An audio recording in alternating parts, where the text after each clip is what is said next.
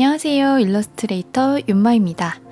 오늘은 제가 어떤 과정을 거쳐 일러스트레이터가 되었는지 여러분께 상세히 알려드릴게요. 그리고 이 영상이 일러스트레이터를 꿈꾸는 모든 분들께 조금이나마 방향성을 찾는 데 도움이 되었으면 합니다. 우선 저는 입시미술 2년, 미술대학 4년을 거쳐 올해로 15년차 일러스트레이터입니다.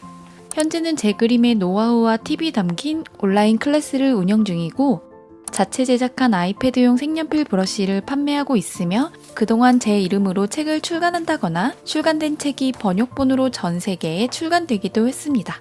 그 밖에도 다양한 분야의 동화책, 캘린더, 패키지 상품 또는 미디어의 트렌드에 따라 영상 제작으로 다양한 기업과 콜라보를 진행해 왔습니다. 어때요? 생각보다 일러스트레이터의 활동 범위가 넓습니다. 그럼 어떻게 제가 일러스트레이터가 되어서 오랜 시간 롱런할 수 있었는지 그 시작점을 이야기해 볼게요. 우선 일러스트레이터는 예술 분야의 종사자이면서도 엄연히 사업자 등록증을 가진 상업적인 분야입니다. 그럼 내 작품을 진열하고 판매할 상점이 필요하겠죠? 저는 처음에 일러스트레이터가 되려고 했을 때 저의 그림 상점을 블로그로 시작했습니다. 처음 시작할 때는 손님들에게 보여질 작품이 없기 때문에 거의 매일 그림을 그리고 그림에 대한 간략한 스토리와 포스팅에서 가장 잘 보이는 공간에 저의 이메일 주소를 남겼습니다. 이렇게요. 작업 문의는 이메일로 부탁드립니다. 이메일 주소 랄랄라.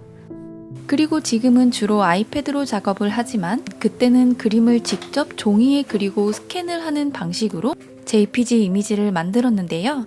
지금 생각해보면 굉장히 번거롭고 제약이 많은 방식이지만 그때 쌓아 올린 경험과 시간들이 현재 나의 그림체를 만들어준 양분이 되었다고 생각합니다.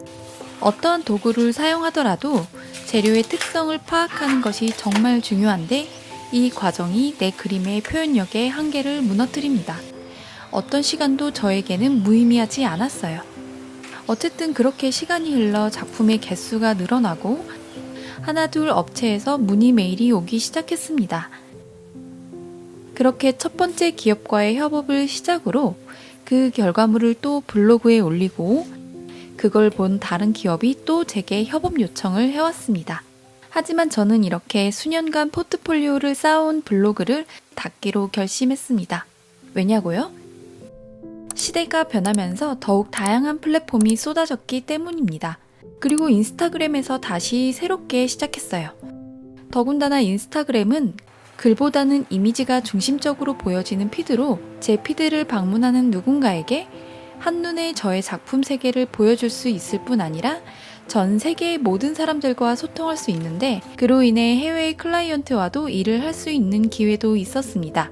이런 플랫폼들은 남녀노소, 학벌과 나이에 관계없이 누구나 일러스트레이터로 데뷔할 수 있는 무대이며 이곳에서 나의 재능을 마음껏 펼칠 수 있습니다. 여기에서 중요한 팁이 있다면 어떠한 플랫폼을 사용하셔도 나의 정체성 소개와 연락이 가능한 방법을 반드시 알려야 합니다. 그러면 꼭 내 그림과 맞는 프로젝트를 찾는 업체에서 연락이 올 거예요. 그리고 내 그림을 세상에 선보이는 것을 부끄럽게 여기지 않아야 합니다. SNS는 나의 재능을 세상에 알리고 나를 필요로 하는 사람들을 찾아오게끔 만드는 곳이에요. 여러분이 발견될 수 있게 계속 그림을 쏟아내셔야 합니다. 아무리 부족해 보이는 내 그림도 누군가에게는 반드시 긴 여운을 남기고 그 계기는 프로젝트와 연결될 수 있음을 잊지 마세요. 저 또한 업로드하는 그림마다 좋은 결과를 가져다 주는 것은 아니지만 상심하지 않고 객관적으로 실패의 원인을 찾아 부족함을 보완해 다음 작품을 제작하는 동기부여로 삼고 있습니다. 그림의 피드백은 내가 용기를 냈을 때만 얻을 수 있는 소중한 자산이고 대중들이 말하는 내 그림의 장점에 귀 기울여 단점보다는 강점에 집중해 그림을 발전시키세요.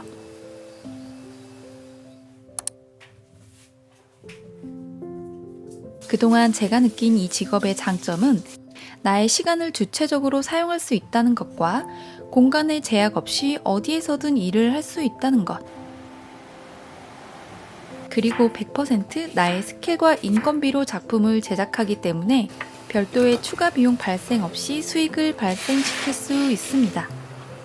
게다가 대기업과 협업할 경우 프로젝트의 단가도 굉장히 높은 편이에요. 단점은 일러스트레이터가 되어도 일이 없어도 끊임없이 작품을 연구하고 제작해야 하기 때문에 혼자 있는 시간이 많아져 꽤 고독할 수 있습니다.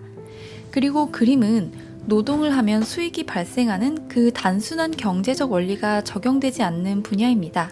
그래서 불안정한 수입으로 생계가 어려워질 수 있습니다. 내가 예술인이라는 자긍심만으로는 현실을 살아갈 수 없고 그 불안감은 곧 창작 활동의 한계에 부딪히게 됩니다. 저도 이 부분 때문에 그림을 그만두고 싶었던 적이 너무나 많았어요. 마지막으로 내 세상의 중심이 그림이어야 합니다.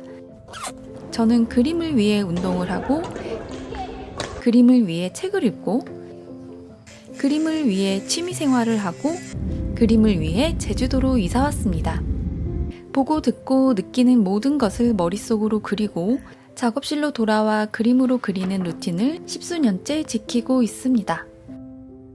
영감은 늘 가까운 곳에 있지만 그림으로 표현하지 않으면 평범한 일상으로 흘려보내게 될 거예요. 그리고 평범한 나의 일상이 담긴 그림이 스토리가 되어 나만의 확고한 스타일을 만들 수 있습니다.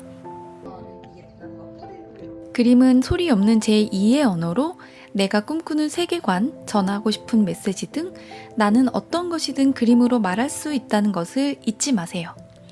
그림을 하루에 얼마만큼 그려야겠다는 목표의식보다는 내가 가장 집중할 수 있는 시간대와 매일 적은 시간이라도 그림을 그리는 루틴을 만드는 게 중요합니다. 여기까지만 잘 지키신다면 내 작품을 기다리는 누군가는 분명히 나타날 거예요. 앞으로도 여러분은 많이 흔들릴 수 있습니다.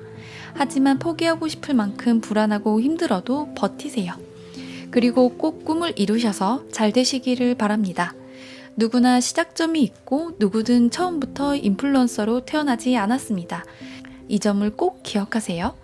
제가 응원하겠습니다. 그럼 더 궁금한 내용이 있다면 언제든지 댓글로 달아주세요. 제가 답변해드리고 다음 영상을 제작할 때 참고하도록 하겠습니다. 지금까지 일러스트레이터 윤마였습니다.